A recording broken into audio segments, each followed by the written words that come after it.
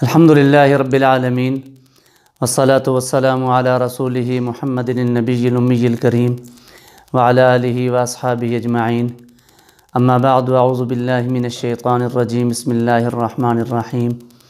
یا ایہا الذین آمنوا استعینوا بالصبر والصلاة ان اللہ مع الصابرین۔ انتہائی واجب الاحترام بھائیوں اور دوستوں اور بزرگوں اور جہاں تک میری بات پہنچ رہی ہے، اس وقت میں دنیا بھر کے انسان پریشان ہیں، اور پریشان ہونے والوں میں دو طبقے ہیں۔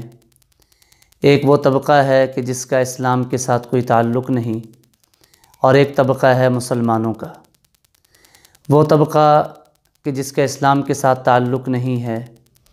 تو یہ وبا اور بیماری ان تمام لوگوں کے لیے اللہ تعالیٰ کی طرف سے عذاب کا سبب ہے۔ اور وہ طبقہ کہ جو اس وقت میں کلمہ پڑھتے ہیں لا الہ الا اللہ محمد الرسول اللہ، اور اللہ کے نبی حضرت محمد صلی اللہ علیہ وسلم کو اپنا آخری نبی تسلیم کرتے ہیں، ان کے لیے یہ وقت آزمائش کا ہے۔ اور مومن کو دونوں درجوں میں، چاہے وہ خیر کی حالت میں ہوں یا تکلیف کی حالت میں ہوں، اللہ کی طرف سے بہت اچھا بدلہ ملتا ہے۔ اگر خیر ہو تو اور نعمتیں ہوں تو اس وقت میں اللہ کی نعمتوں کا شکر ادا کرنا چاہیے، اور اگر اللہ تعالیٰ کی طرف سے کوئی آزمائش آ جائے تو اس پہ صبر کرنا چاہیے۔ اور خود اللہ تعالیٰ نے قرآن مقدس میں فرمایا کہ یا ایہا الذین آمنوا، اے ایمان والو، استعینوا بالصبر والصلاۃ، کہ تم صبر اور نماز کے ساتھ اللہ کی مدد حاصل کرو۔ اب اس وقت میں ہمارے پاس الحمدللہ اعمال ہیں، اور ہمارے پاس بہت ساری امید کی چیزیں ہیں۔ اس وقت میں اس وبا کی انتہا تو موت ہے، اور قربان جائیں اللہ کے حبیب علیہ السلام کے فرمان پہ کہ اگر کوئی وبا پھیل جائے اور اس میں مسلمان کا انتقال ہو جائے تو وہ شہادت کا اجر پاتا ہے۔ اگر اس میں انتقال ہو جائے تو شہادت ہے، اور اگر دنیا کے اندر تکلیف آئے تو تکلیف پر بھی اللہ تعالیٰ تو بہت زیادہ۔ یہاں تک آپ علیہ السلام نے فرمایا کہ اگر کسی آدمی نے ایک جیب کے اندر کوئی چیز ڈالی اور اس نے غلطی کے ساتھ ہاتھ دوسری جیب میں ڈالا، اور دوسری جیب میں جیسے ڈالا تو اسے تو پتہ چلا کہ وہاں وہ چیز نہیں، اس ہلکی سی تکلیف پہ بھی اللہ تعالیٰ مومن بندے کے گناہ معاف فرما دیتے ہیں۔ تو لہٰذا بھئی اللہ تعالیٰ نے اس وقت کے اعتبار سے جو ہم پر تکلیف آئی ہے، ہم مسلمانوں کے پاس تدابیر تو ہیں ہی صحیح، ہم اعمال اختیار کریں تاکہ اعمال کے ذریعے سے اللہ تعالیٰ اس آفت اور بلا کو پوری دنیا سے ختم کر دے، اور اللہ تعالیٰ تمام مسلمانوں کی حفاظت فرمائے۔ ہمارا ایک طبقہ عوام کی خدمت میں لگا ہے، جس میں ہماری افواج پاکستان ہیں، پولیس ہے، ڈاکٹر حضرات ہیں۔ اللہ تعالیٰ ان تمام کو اپنی شان کے مطابق بہتر بدلہ عطا فرمائے، اور ان کی ان خدمات کو قبول فرمائے۔ اس کے ساتھ علماء امت جو میرا اور آپ کا اس وقت میں دل دماغ موڑنا چاہتے ہیں کہ ہم بھی اللہ کی طرف متوجہ ہوں، رجوع اللہ حاصل ہو، اور رجوع اللہ کی بہترین کیفیت سب سے پہلے استغفار ہے۔ اور استغفار میں کیا ہے کہ ہم خود اپنی ذات کے اعتبار سے توبہ کریں کہ اے اللہ، میری وجہ سے یہ پوری دنیا کے اندر جو عذاب آیا ہے تو اپنے فضل سے دور فرما دے، اور پھر اس کے ساتھ ساتھ آئندہ آنے والی زندگی میں اچھا عزم اور اچھے ارادے ہوں ہمارے۔ اللہ تعالیٰ نے ہمیں ایک اور چانس دے دیا ہے، اس آفت سے بچ گئے تو اللہ کی طرف سے ایک چانس ہے، اس چانس سے ہم اب فائدہ اٹھائیں۔ اور فائدہ یہ ہے کہ آج کے بعد کے جو اللہ تعالیٰ کے تمام احکام ہیں، ان تمام احکام کو جیسے ہم اقرار کرتے ہیں وَقَبِلْتُ جَمِيعَ أَحْكَامِهِ، کہ ہم اللہ تعالیٰ کے تمام احکام کو مانتے ہیں اور قبول کرتے ہیں، ان تمام احکام کے مطابق زندگی گزارنے کا عزم اور ارادہ ہو۔ گھروں کے اندر رائے گنج سے کل ہی ہمارے حضرت مولانا نذر الرحمن صاحب دامت برکاتہم کا خط آیا، جس میں سارے خط کا نچوڑ ہی رجوع اللہ ہے، اور جس میں یہ کہا گیا کہ اب گھروں کے اندر قرآن کی تلاوت کی فضا بنائیں، ذکر اذکار کی فضا بنائیں، اور گھروں کے اندر ہم اس بات کو سوچیں کہ کیسے اللہ تعالیٰ کی یہ آفت اور بلا امت سے دور ہو جائے، اور کیسے امت کی اصلاح ہو جائے۔ گھروں کے اندر بھی اعمال کا اہتمام، اور جو احباب مسجد میں ہوتے ہیں تو مسجد کے اندر بھی موجودہ صورتحال کے اندر یہ تو کہا جاتا ہے بھی زیادہ افراد کو جمع نہ کیا جائے، لیکن یہ ہے کہ ہم دو ساتھی ہو کر جو دعوت و تبلیغ کی محنت میں لگے ہیں ماشاءاللہ احباب، وہ اللہ الحمدللہ اس وقت میں بھی میرا تو یہ یقین ہے کہ امت پہ تو بہت بڑی آفت آنی چاہیے تھی، لیکن اللہ نے جو محفوظ کر رکھا ہے کچھ نیک لوگوں کے نیک اعمال کی برکت سے۔ امریکہ کے اندر جو پہلا مریض تھا وہ بھی 26 فروری کو تھا، پاکستان کا پہلا مریض بھی 26 فروری کو ہے۔ وہاں لاکھوں لوگ بیچارے اس بیماری کی لپیٹ میں آ گئے، اور ہمارے ملک کے اندر اللہ کا یہ بڑا فضل ہے، کرم ہے کہ سینکڑوں میں یا کم از کم آپ 2,500 سمجھ لیں تو یہ کچھ نیک لوگوں کی دعاؤں کا صلہ ہے۔ اور یہ دعوت و تبلیغ والے دیکھیں اس زمانے کے اندر گھر بار چھوڑنا، کاروبار چھوڑنا، بیوی بچوں کو چھوڑنا بڑا مشکل ہے، یہ بات کر لینا بڑی آسان ہے، لیکن یہ لوگ وہ ہیں جو خالص اللہ کا پیغام لے کر اللہ کے بندوں تک پہنچاتے ہیں، اور جنہوں نے مشن نبوی سنبھالا ہے۔ انبیاء ان کی فکر بھی یہ تھی کہ کیسے امت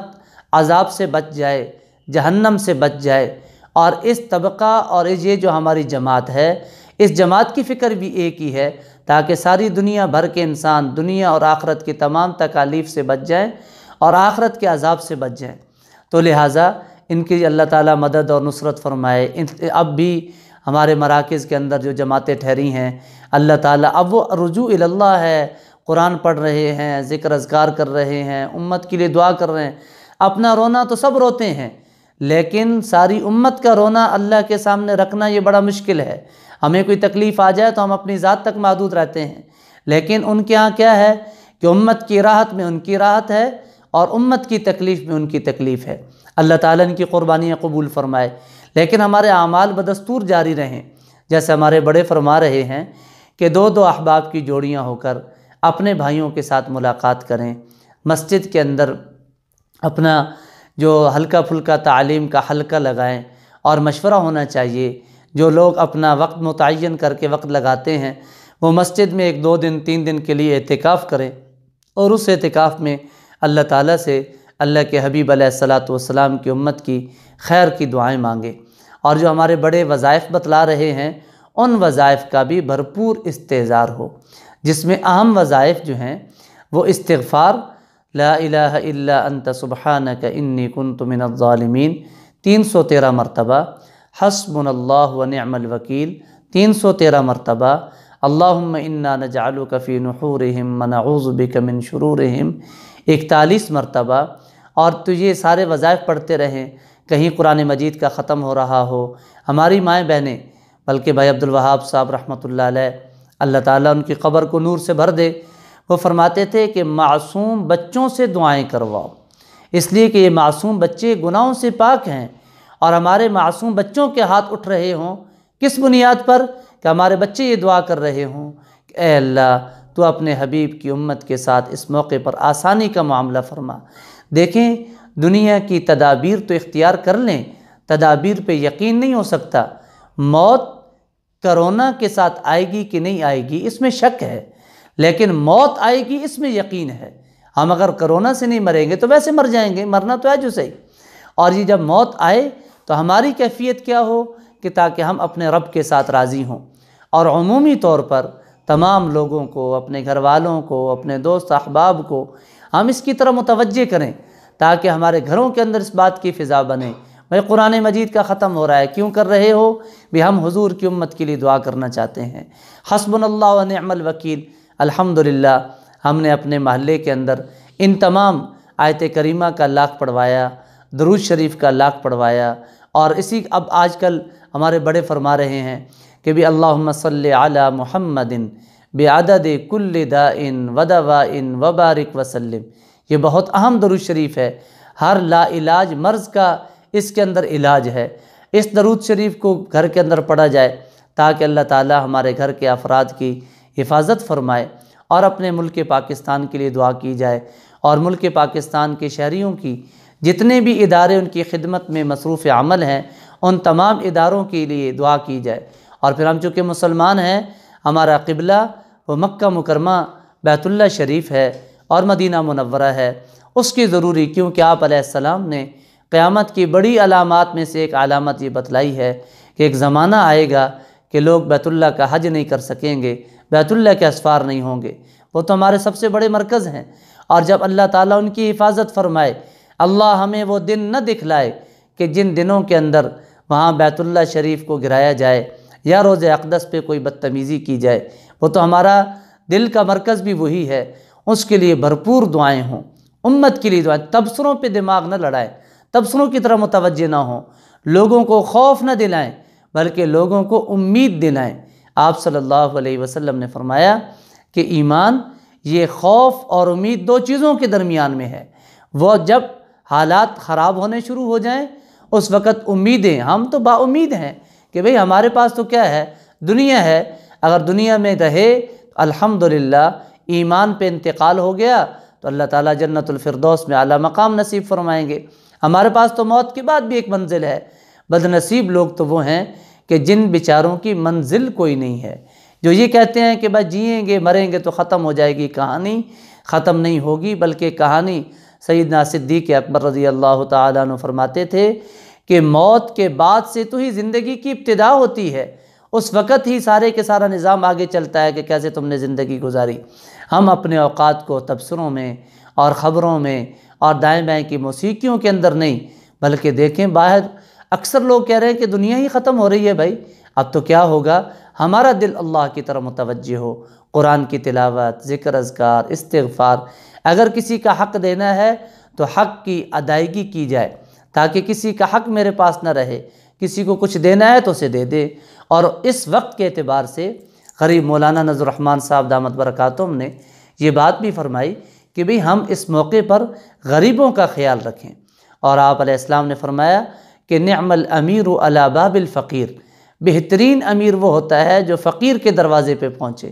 ہم اپنے دوست احباب رشتہ دار جتنوں کے بارے میں ہمیں معلومات ہیں کہ ان کے ہاں کسی چیز کی کمی ہے، ہم یہ ساری چیزیں ان کے پاس لے کر پہنچیں، بجائے اس کے کہ وہ ہمارے دروازے پہ بھکاری بن کے آئیں، بلکہ ہم جائیں اور ہم ان کی کسبہ پرسی کریں، جہاں کپڑے کی ضرورت ہے کپڑا پہنائیں، جہاں راشن کی ضرورت ہے راشن پہنچائیں، اور زیادہ سے زیادہ صدقات۔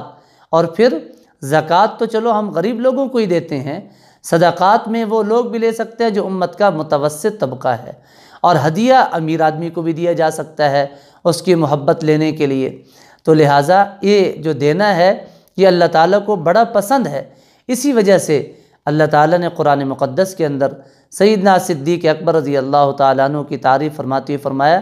کہ یہ عطا کرتے ہیں اور اس لیے عطا کرتے ہیں تاکہ رب کی رضا ملے۔ اور صحابہ کی جو تعریف فرمائی کہ فرمایا وَيُؤْثِرُونَ عَلَىٰ أَنفُسِهِمْ وَلَوْ كَانَ بِهِمْ خَصَاصَةٌ، کہ وہ لوگ اپنی ذات پر دوسروں کو ترجیح دیتے ہیں اگرچہ خود بھوک میں مبتلا کیوں نہ ہو۔ اور اہل بیت عظام سیدنا علی المرتضیٰ اور ان کے تمام گھرانے کے لیے قرآن مجید نے اللہ تعالیٰ نے کیا فرمایا؟ وَيُطْعِمُونَ الطَّعَامَ عَلَىٰ حُبِّهِ مِسْكِينًا وَيَتِيمًا وَأَسِيرًا إِنَّمَا نُطْعِمُكُمْ لِوَجْهِ اللَّهِ لَا نُرِيدُ مِنْكُمْ جَزَاءً وَلَا شُكُورًا، کہ فرمایا کہ وہ لوگوں کو اللہ کی محبت میں کھانے کھلاتے ہیں اور کہتے ہیں ہم تم سے اس پہ کچھ نہیں جانتے، اور میں اپنے ملک کے امراء طبقے کے سامنے ہاتھ جوڑ کر یہ عرض کرتا ہوں، خدا را غریبوں کو دیتے وقت اپنے فوٹو مت کھنچواؤ، غریب کو رسوا مت کرو، غریب کو بھوک کے ساتھ مرنے دو، شرم کے ساتھ نہ مرنے دو۔ آج امت کا عجیب طبقہ، بعض اوقات بڑے باشرہ لوگ نظر آتے ہیں، دیکھیں چپکے کے ساتھ دیں، چوروں کی طرح جائیں، لوگوں کے گھروں میں راشن رکھ کے آ جائیں۔ ہم دوسرے ممالک کی ویڈیو تو شیئر کرتے ہیں ایک دوسرے گروپ کے اندر کہ ملیشیا کے اندر دیکھا ایک بڑے میدان کے اندر وہاں ان لوگوں نے کیا کیا کہ راشن کا